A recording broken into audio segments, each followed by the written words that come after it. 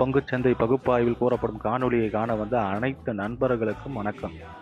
பங்குச்சந்தையில் கூறப்படும் காளைய நிலை, கரடியின் மதிப்பு எந்த அளவுக்கு பங்குச்சந்தையில் தனித்துவத்தை ஏற்படுத்தி வருகிறது என்பதை பற்றி நமது காணொளியில் தெளிவாக சொல்கிறோம்.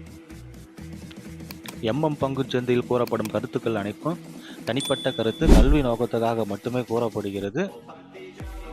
வாங்க காணொளி உள்ள போலாம். நிஃப்டி 50 புதன்கிழமை பங்குச்சந்தையுடைய காளையோட நேர்மறை, கரடியோட எதிர்மறை நிலை மற்றும் மதிப்பை பார்ப்பதற்கு முன்பு இன்று பங்குச்சந்தையில் நிலை மற்றும் மதிப்பு எவ்வாறு செயல்பட்டது என்று சொல்லி பார்ப்போம். திங்கட்கிழமை பங்குச்சந்தை முடிவில் நம்ம என்ன பேசியிருந்தோம்னா 25,938 நேர்மறைனும் 25,858 எதிர்மறைனும் பேசியிருந்தோம். இன்று பங்குச்சந்தையோட துவக்கம் 25,867. இது ஒரு நடுநிலையான துவக்கம் தான். துவக்கம் கிடைச்ச உடனே கரடிகள் எதிர்மறைக்கு கீழே வராங்க.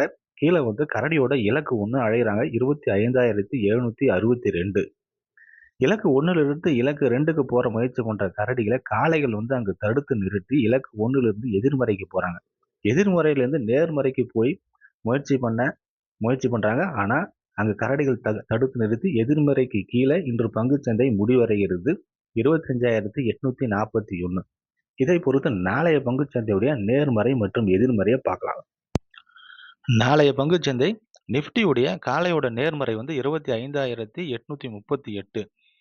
இலக்கு 1 25,932, இலக்கு 2 26,058. கரடியோட எதிர்மறை 25,762, இலக்கு 1 25,714, இலக்கு 2 25,632.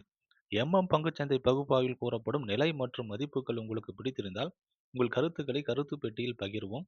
நன்றி.